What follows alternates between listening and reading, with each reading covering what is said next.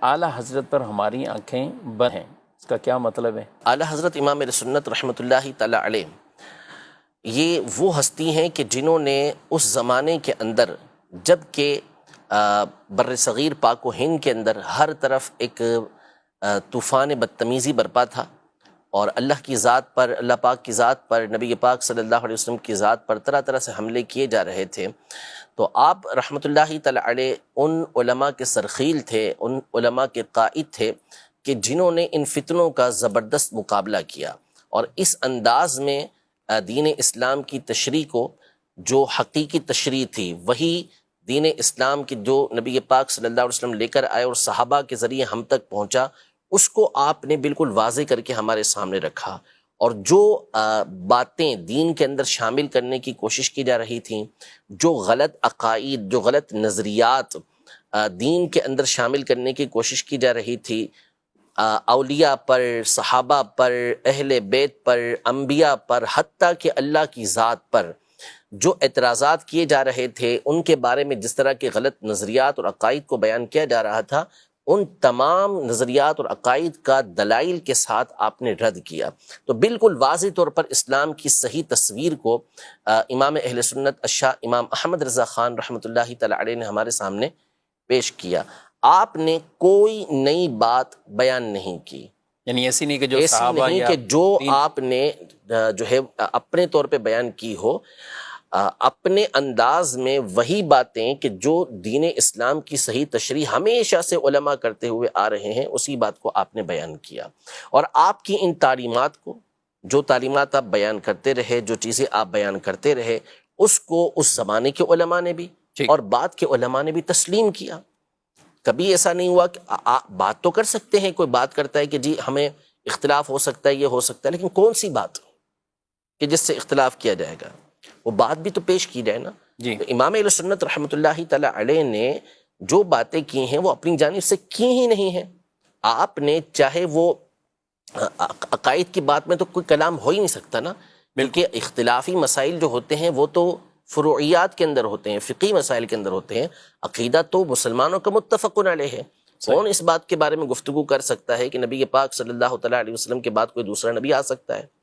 تو جب اعلیٰ حضرت کے سامنے یہ بات کی گئی، اور اس زمانے کے اندر یہ فتنہ برپا کیا گیا کہ نبی پاک صلی اللہ علیہ وسلم کے بعد کوئی دوسرا نبی آ جائے تو نبی نبوت کے اوپر کوئی فرق نہیں پڑے گا، ختم نبوت پہ کوئی فرق نہیں پڑے گا، آ جاتا ہے، یعنی امکان کی بات کی گئی، تو امام اہل سنت رحمۃ اللہ تعالی علیہ نے اور دوسرے علماء نے دلائل کے دریا بہا دیے، تو اس سے کوئی انکار کر سکتا ہے؟ ہرگز نہیں کر سکتا۔ جو ختم نبوت کے حوالے سے یہ گفتگو بھی کرے کہ نبی پاک صلی اللہ علیہ وسلم کے بعد کسی دوسرے نبی کا آنا ممکن ہے، تو پھر اس صورت میں ظاہر ہے کہ مسلمان متفق ہو کر اس کا رد کریں گے، اس کو کفر قرار دیں گے، تو اس میں کیا اختلاف ہو سکتا ہے؟ یعنی یہاں امکان بھی نہیں ہے، امکان بھی نہیں۔ اسی طرح اللہ پاک کے لیے جھوٹ کو ماننا، اللہ پاک کی طرف جھوٹ کی نسبت کرنا، تو اب اگر کسی بھی مسلمان کے سامنے یہ بات کی جائے گی تو اس کا رد ہی کرے گا نا، اس کا جواب ہی دے گا، تو اس میں کس کا اختلاف ہو سکتا ہے؟ اسی طرح نعوذ باللہ کوئی شیطان اور ملک الموت کے علم کو نبی پاک صلی اللہ علیہ وسلم کے علم سے بڑھ کر بتائے، تو کون سا مسلمان اور خاص طور پہ کون سا عالم ہوگا جو اس کو کفر قرار نہیں دے گا؟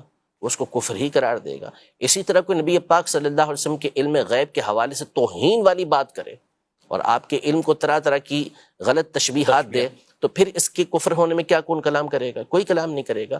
تو آپ رحمۃ اللہ تعالی علیہ نے جو دین کے اوپر باتیں اس طرح کی آ رہی تھیں، اس کی جامع تشریح کر کے ان چیزوں کا رد کیا۔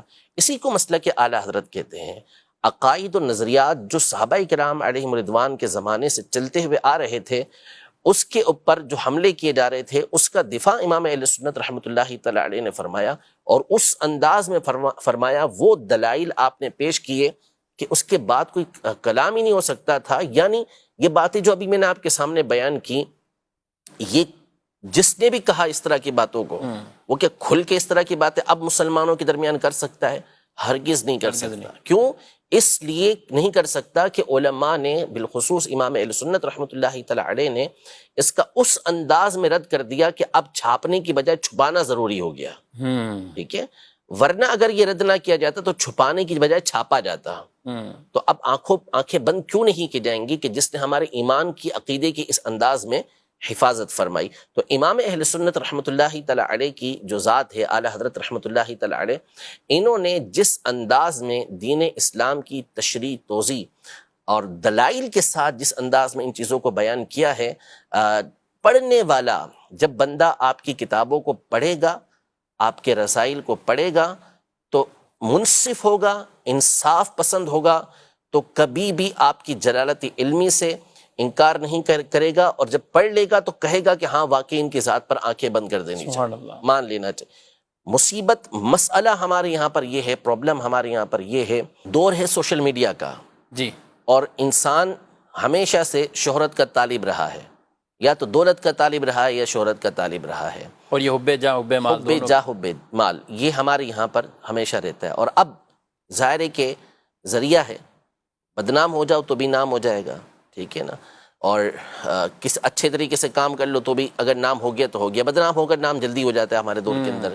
تو اس لیے لوگ اس طرح کی باتیں کرنا یہ شروع کر دیتے ہیں. کوئی کسی کے خلاف بولنا شروع کر دیتا ہے، نعوذ باللہ کوئی صحابہ کے بارے میں گفتگو کر رہا ہے، تو کوئی اہل بیت اطہار کے بارے میں گفتگو کر رہا ہے، نعوذ باللہ کوئی سیدنا صدیق اکبر رضی اللہ عنہ کے خلاف گفتگو کر رہا ہے، تو کوئی سیدنا علی المرتضیٰ کرم اللہ تعالی وجہہ الکریم کے خلاف باتیں کر رہا ہے. تو یہ جو تصورات، یہ خیالات جو ہیں، یہ جاہلوں کے ہیں، جو اجہل قسم کے لوگ ہیں، جنہوں نے کبھی کسی استاد کے سامنے زانو تلمس طے ہی نہیں کیا، کبھی وہ بیٹھے ہی نہیں کسی استاد کے سامنے. باقاعدہ جو سلسلہ چلتا ہوا آتا ہے پڑھنے کا، ہر فن کا، ہر معاملے کا کیا ہوتا ہے کہ باقاعدہ علم حاصل کیا جاتا ہے، اور پھر اس علم کے افراد اس میں گفتگو کرتے ہیں تو اس کی بات کو اتھینٹک مانا جاتا ہے. یعنی اگر ڈاکٹر جو ہے وہ بغیر پڑھے ڈاکٹروں سے گفتگو کرنا شروع کر دے، یعنی وہ ڈاکٹر ہو ہی نہ سرے سے، خود اپنے طور پہ کچھ پڑھ لیا میڈیکل، تو پھر اس صورت میں کیا اس کی بات کو مانا جائے گا؟ اس کی سنیں گے بھی نہیں. مسئلہ یہ نا سب سے بڑا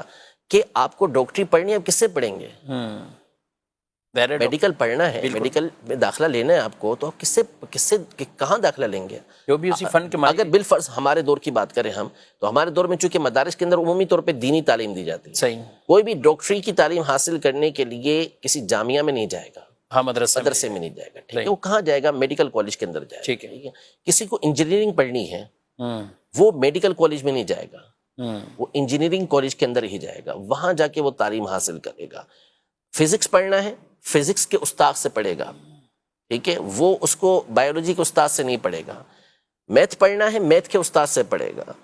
تو ہر چیز، اگر مثال کے طور پہ آپ کا بیٹا جو ہے وہ کہتا ہے کہ ابو مجھے جو ہے وہ انگلش پڑھنی ہے، تو آپ اسے سب سے بڑے اردو دان کے پاس بھیج دیں کہ بھائی اس سے جا کے انگلش پڑھ لو، بھلے اس کو انگلش نہیں آتی. ظاہر نہیں ہوگا نا، ظاہر سی بات ہے. آپ کو اردو میں بہترین جو ہے وہ ادب سیکھنا، اردو کا ادب، آپ اس کو جو ہے وہ کسی انگریز کے پاس بھیج دیں کہ اس سے جا کے اردو ادب سیکھ لو، تو کیسے ہوگا؟ تو اسی طرح جو دین ہے وہ دین کس سے سیکھا جائے گا؟ صحیح، دین کا علم بھی آپ اسی سے حاصل کریں گے نا جو اس کا ایکسپرٹ ہو، جس نے اس کی تعلیم حاصل کی ہو. اب جس کو الف سے بے دین کی آتی نہیں، جس کو عربی عبارت تک پڑھنا آتی نہیں، وہ کہ میں قرآن و حدیث کو خود سمجھ سکتا ہوں، کتنا بڑا ظلم ہے. یعنی امام اعظم ابو حنیفہ رحمۃ اللہ تعالی علیہ، امام شافعی رحمۃ اللہ تعالی علیہ، امام شافعی نے 10 سال قبیلہ حذیل کے اندر گزارے، جو عرب کا فصیح ترین قبیلہ تھا. کس لیے گزارے؟ تاکہ عربی زبان کے اندر ایسی اعلی خود عربی ہیں، ایسی مہارت حاصل کر لیں کہ قرآن و حدیث کو صحیح طریقے سے سمجھ سکیں، جو اس کے معانی اور مفاہیم ہے اس کو صحیح طریقے سے سمجھ سکیں. پھر اس کے بعد ان کی خداداد ذہانت اپنی جگہ پر، اور علم دین کے لیے الگ تگ و دو اپنی جگہ پر. اب کوئی شخص آتا ہے جس نے کبھی پڑھا ہی نہیں ہے، آ کے وہ کہتا ہے کہ جس طرح میں نے قرآن کو سمجھا اس طرح تو امام شافعی بھی نہیں سمجھے. پھر کیسے کہیں گے اس بات کو؟ کیسے تسلیم کریں گے آپ کے بات؟ یعنی آپ بڑے بڑے جو فلاسفر ہیں ان کے مقابلے میں آپ ہماری بات کو تسلیم نہیں کریں گے. اگر ہم کوئی حکمت والی بات کہیں تو نہیں، اس کی بات معتبر ہے زیادہ. وائی؟ کیوں؟ اس لیے کہ وہ اس کا فن ہے، آپ اس کی بات کو تسلیم کر رہے ہیں، ہماری بات کو تسلیم نہیں کریں گے. کیوں؟ اس لیے کہ آپ کا یہ کام نہیں ہے. میں میڈیکل کی کوئی بات آپ کو بتا دوں، میں ڈاکٹری کی کوئی بات آپ کو بتا دوں، انجینئرنگ کی کوئی بات آپ کو بتا دوں، جو میں نے اس کتاب سے پڑھ لی اس کتاب سے پڑھ لی، تو میری بات تسلیم نہیں ہے. اس کی بات کیوں تسلیم ہے؟ اگر میں نے ابتدائی تعلیم حاصل کر لی چلے اس کی میڈیکل کی، تو بھی میری بات ویسی معتبر نہیں جیسے کہ 50 سال پرانے ڈاکٹر کی بات معتبر ہے. بالکل کیوں؟ اس لیے کہ اس کا تجربہ ہو چکا، وہ مجھ سے زیادہ پڑھ چکا. لیکن جہاں دین کی بات آتی ہے تو ہماری آنکھیں پتہ نہیں بند ہونے کی بجائے اور زیادہ عجیب سی ہو جاتی ہیں. تو اس لیے جو اسلاف ہیں، بزرگان دین ہیں، یہ ایک پورا ٹاپک ہے. اگر میں اس پر گفتگو کرنا چاہوں کہ متقدمین اور متاخرین کے علم کے درمیان کیسا فرق ہے، تو اس پر علماء کی 50 نصوص موجود ہیں کہ متقدمین یعنی پرانے علماء کے جو علمی رسوخ ہوتا تھا، ان کی مضبوطی ہوتی تھی، وہ اس قدر زیادہ ہے کہ امام ذہبی رحمۃ اللہ تعالیٰ علیہ جیسی ہستی نے فرمایا کہ جب آپ نے ابو بکر الاسماعیلی رحمۃ اللہ تعالیٰ کی ایک کتاب کا مطالعہ کیا، مسند فاروق کا، تو آپ نے فرمایا میں نے جان لیا کہ متاخرین متقدمین کے حفظ کے برابر پہنچ ہی نہیں سکتے. ایسے کئی نصوص علماء کی موجود ہیں. تو اس لیے ہمیشہ اپنے بزرگوں کا دامن تھام کے رکھیں، اسلاف کا دامن تھام کے رکھیں. ہمیں کہا گیا اہدنا الصراط المستقیم، ہمیں سیدھے راستے پر چلا. صراط الذین انعمت علیہم، راستہ ان کا جس پر تو نے انعام کیا، اور وہ انبیاء، شہداء، صدیقین، صالحین، نیک لوگ ہیں، پارسا لوگ ہیں. ہمیشہ اس کے راستے کو اختیار کریں. فرمایا وَمَن يَتَّبِعْ غَيْرَ سَبِيلِ الْمُؤْمِنِينَ نُوَلِّهِ مَا تَوَلَّى وَنُصْلِهِ جَهَنَّمَ، کہ جو مسلمانوں کے راستے کے علاوہ کوئی اور راستہ اختیار کرے گا، ہم اس کو اسی طرف پھیر دیں گے اور اس کو جہنم کے اندر داخل کر دیں گے. تو مسلمانوں کا راستہ کون سا ہے؟ وہ یہی راستہ ہے کہ جس کے اوپر اہل سنت چل رہے ہیں، جس پر ائمہ اربعہ کے مقلدین چل رہے ہیں. وہ راستہ نہیں ہے کہ جس پر جہلا چل رہے ہوں، وہ راستہ نہیں ہے کہ جس کے اندر بزرگوں کی توہین ہو رہی ہو، وہ راستہ نہیں ہے کہ جس میں صحابہ و اہل بیت کو جو ہے وہ 2 ٹکے کا نعوذ باللہ قرار دیا جا رہا ہو، جس میں جو ہے وہ نبی پاک صلی اللہ تعالیٰ علیہ وآلہ وسلم کی ذات کے حوالے سے گفتگو کی جا رہی ہو. یہ کون سا راستہ ہے؟ یہ بزرگوں کا راستہ کب سے بن گیا؟ ہرگز ایسا نہیں ہے. تو ہمیشہ اسلاف کے بزرگوں کے دامن کو مضبوطی کے ساتھ تھام کے رکھیں.